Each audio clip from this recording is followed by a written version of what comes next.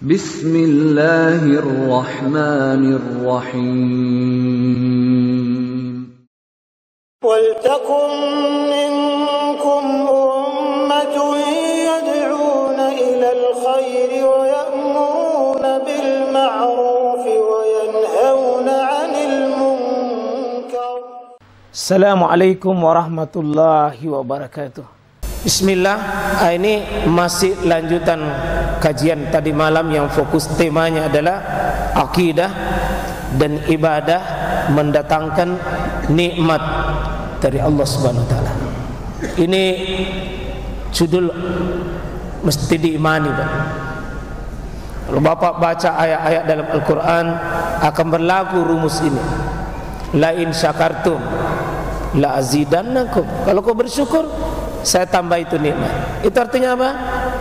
Kalau kau berbuat baik, kebaikanmu itu saya tambah.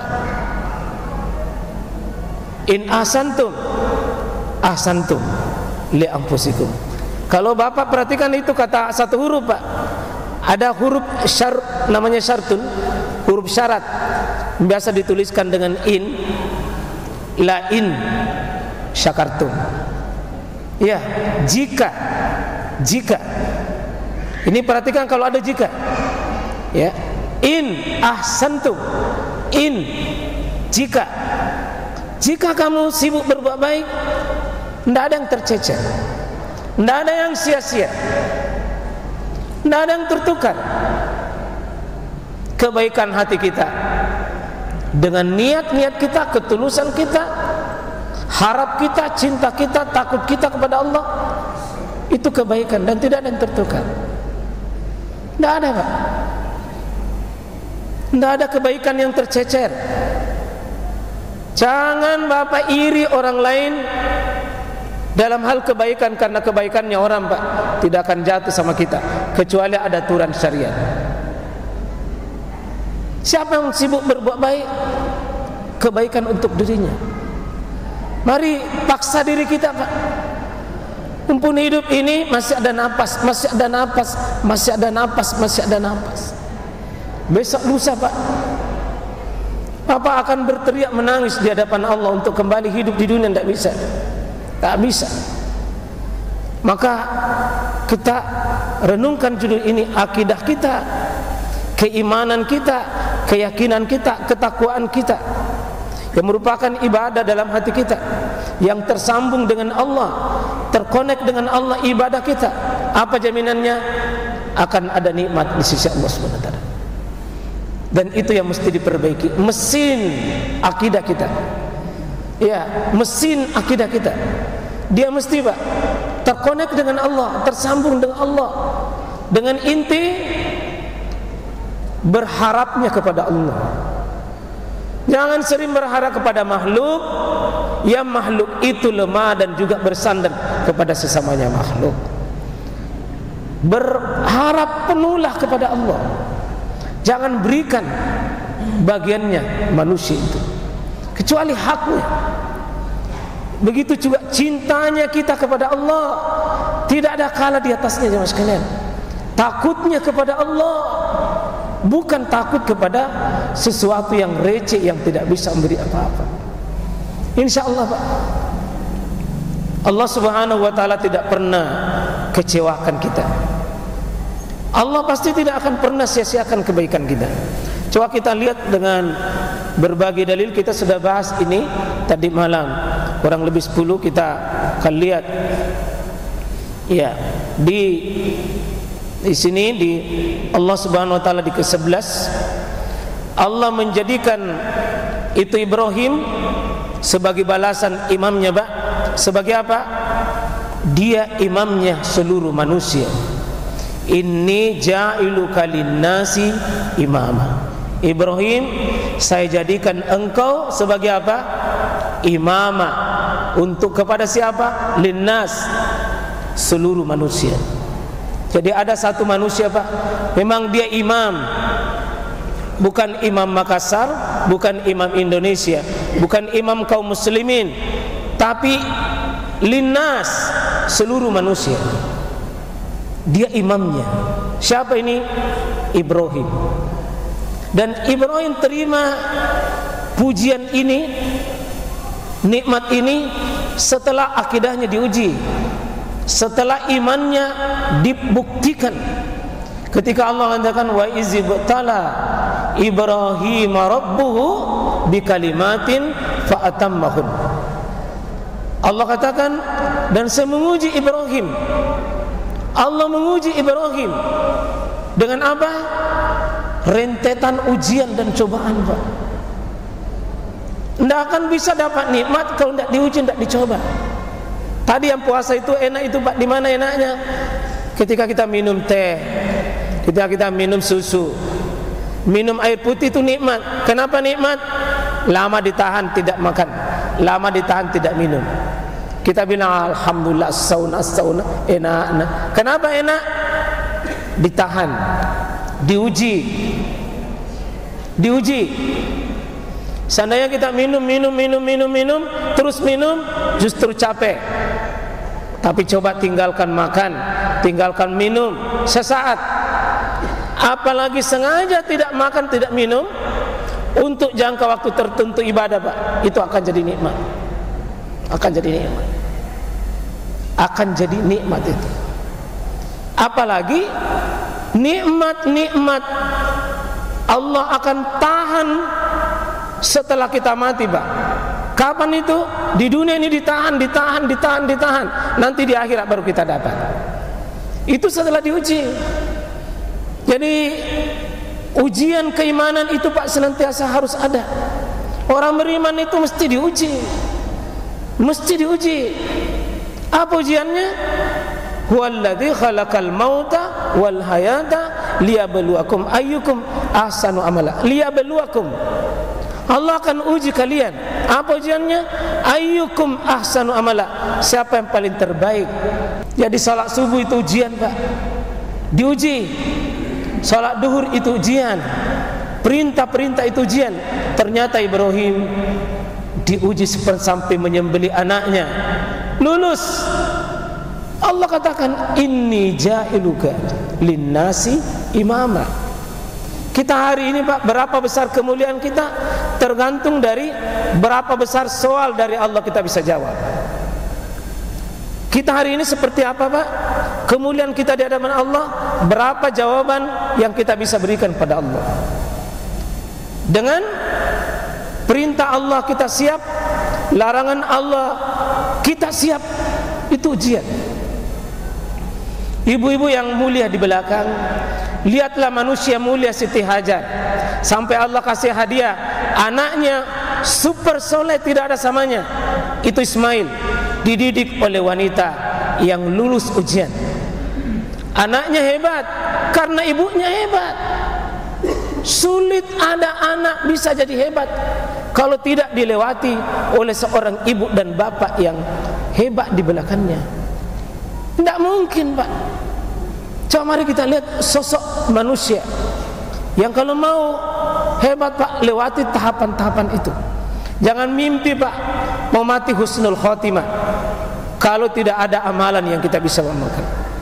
Bikin amalan yang membuat kita teruji iman kita. InsyaAllah. Itu yang pertama. Kemudian di sini diakui oleh Allah sebagai orang yang selalu menepati janji. Wa Ibrahima alladzi waffa. Ibrahim itu, Pak, sudah ada garansi dari Allah. Tidak pernah Ibrahim itu ingkar janji. Itu Ibrahim diberi kekuatan oleh Allah. Janji itu pasti dia tepati. Pasti dia ditepati. Itu disebutkan oleh ayat yang lain, wazkur fil kitabi Ibrahim innahu kana siddiqa. Sebutkan Ibrahim itu, jelaskan Ibrahim itu, ceritakan Ibrahim itu. Dia Ibrahim innahu kana siddiqa, selalu jujur. Hanya orang jujur, Pak, yang bisa penuhi janji. Ya, disebutkan oleh Allah innahu siddiqa. Kalau siddiq, jujur, super jujur, bisa penuhi janji. Karena satu kata itu, Pak, siapa yang suka ingkar janji pasti tidak jujur. Siapa yang tidak jujur pasti sulit tepati janji. Pasti itu. Ya, salah satu penyakitnya orang beriman kalau berjanji dipenuhi. Salah satu penyakitnya kaum munafik, gampang dia talak janji. Ya, Ibrahim salah satu nikmatnya Pak yang Allah berikan, sekaligus itu pujian Allah kepadanya, wa Ibrahima alladzi waffa, selalu tepati janji, tidak pernah ingkar janji Nabi Ibrahim alaihissalam. Dan itu sifat yang Allah akui, bukan diakui oleh Pak Wali, Pak Gubernur, Pak Presiden, tapi Allah yang langsung akui. Ibrahim itu tepati janji. Saya kira kalau ada manusia begini Pak, seorang ibu di rumah selalu menepati janji, anaknya berkata, ibuku yang bilang saya percaya, dia tidak pernah ingkar janji. Seorang bapak kalau tepati janji, lalu anaknya berkata, ayahku saya percaya, karena dia tidak pernah ingkar janji. Kalau pemimpin kita begini Pak, Masya Allah, tidak pernah ingkar janji. Kalau anak muda tidak pernah ingkar janji Pak, pemuda yang kesatria dan hebat. Yang ke-13, diberikan rusda kepadanya. Apa itu rusda? Kecerdasan. Kecerdasan yang hebat. Itu Ibrahim, walaqad ataina Ibrahima rusda. Allah kasih rusda, diberikan hidayah khusus, petunjuk khusus, bimbingan khusus, disebut dengan ar-rusyd. Orangnya namanya Rasyid. Rasyid. Jadi kalau ada orang mau didoakan supaya dapat petunjuk, kasih namanya Abdul Rasyid. Rasyidin, khulafa'u ar-rasyidin, khalifah yang dapat hidayah. Rasyid dapat hidayah, sikap tingkap perilakunya itu di atas kebenaran. Ibrahim Pak, bagaimanapun dia berhadapan dengan masyarakatnya satu negeri, dia mampu patahkan Pak. Allah kasih jawaban dari Allah. Setiap yang menentang Ibrahim, Allah kasih kecerdasan. Dan ini salah satu Pak, maaf, kalau ada orang mau mengundang kecerdasan dari Allah, minta bikin amal yang dengannya Allah kasih kecerdasan tersendiri. Mungkin ada saja Pak, Allah kasih ke sebuah kecerdasan dalam hidup. Kecerdasan menghadapi masalah, kecerdasan menghadapi rumah tangga kita, kecerdasan menghadapi umat ini, insyaallah ta'ala. Dan yang ke-14, orang yang diberi nikmat keyakinan kepada Allah setelah pengamatan kerajaan langit. Itu Ibrahim Pak, dia amati langit, dia amati bintang, dia amati bulan.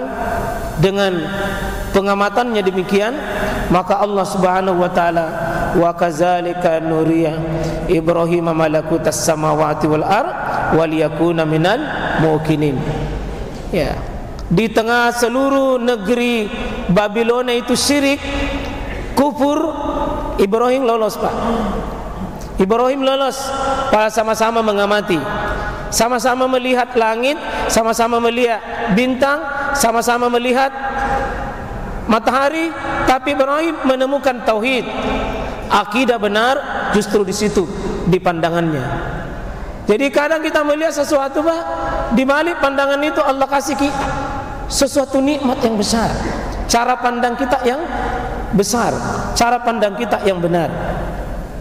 Dan yang ke-15, menjadi Abul Anbiya, bapaknya para nabi. Dua anaknya Nabi Ibrahim terkenal, indah pandangan sejarah. Ya, semua anaknya itu dilantik jadi nabi. Kita tidak usah Pak jadi nabi, jadi penghafal Quran saya luar biasa itu. Jadi ahli ibadah, jadi anak remaja masjid yang mengurusi umat. Tidak gampang itu Pak. Ini putranya Ibrahim, wa ja'alna fi zurriyyati nubuwah. Kami jadikan dia, putranya itu keturunannya nubuwah, menjadi nabi. Jadi sebutlah Abul Anbiya, bapaknya para nabi. Karena dari sinilah nabi-nabi diturunkan ke bawah. Jadi hebat itu Pak, kalau mau belajar sebagai bapak, belajar sama Nabi Ibrahim. Kenapa Ibrahim dikasih seperti ini? Pengorbanannya juga Pak tidak sedikit. Jadi bapaknya para nabi, tidak mungkin bapaknya para nabi kalau tidak ada perjuangan yang didapatkan seperti itu, insya Allah.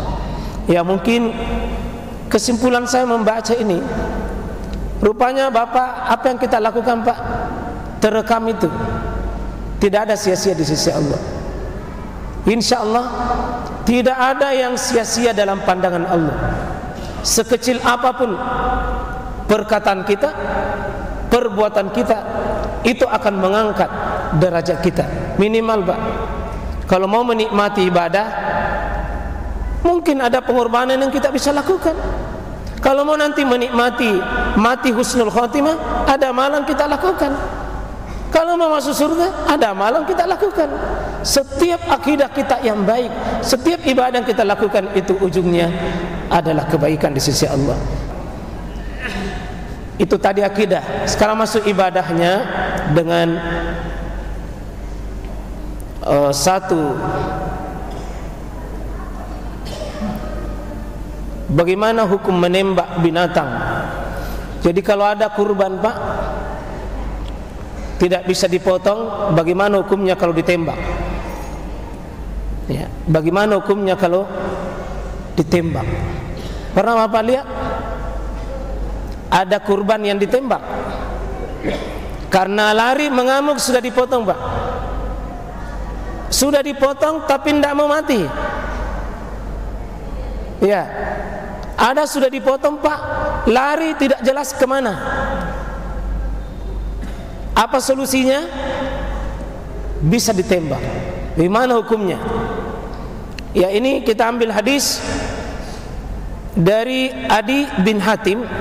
Aku bertanya kepada Nabi sallallahu alaihi wasallam tentang hasil buruan Al-Mi'raj. Beliau menjawab, jika yang mengenai adalah bagian tajamnya, makanlah.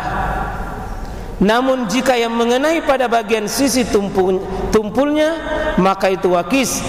Itu artinya dibunuh, bukan dengan senjata tajam. Bisa dipaham di sini Pak?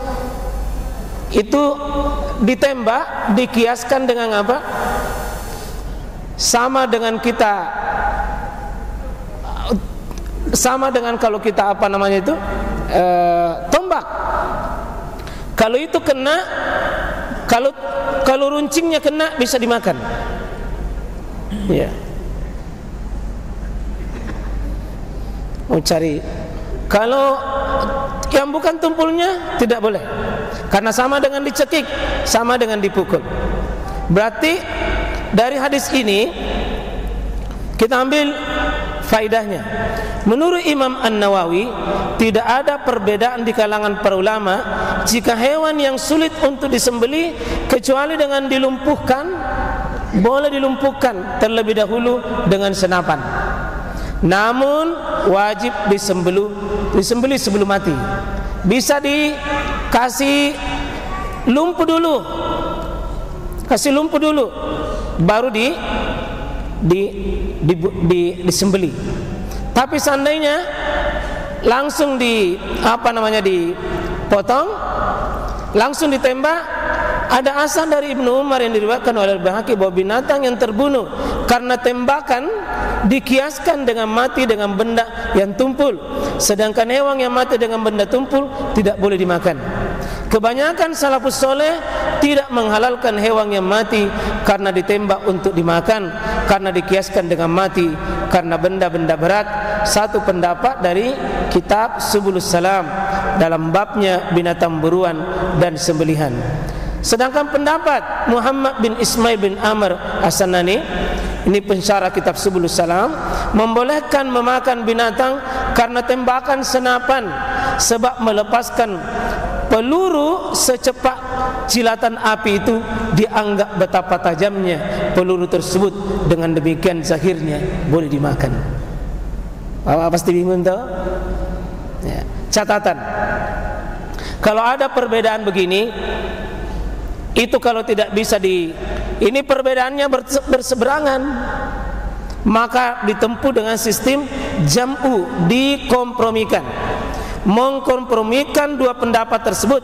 Sedapat mungkin hewan kurban disembeli dengan alat yang tajam yang dapat mengalirkan darah. Namun seandainya sulit hewan tersebut untuk disembeli secara langsung dengan tangan, maka boleh dilumpuhkan dengan senapan kemudian disembeli. Ini tarjih namanya, Pak. Mentarjih dua pendapat itu. Kalau bisa dikompromikan, kompromikan. Tidak bisa dikompromikan, baru diambil pendapat yang terkuat. Sedapat mungkin dilumpuhkan dulu. Kalau tidak bisa dilumpuhkan, baru bisa ditembak. Kalau lari tidak bisa Pak dilumpuhkan, ya ditembak, itu insya Allah tidak menjadi masalah.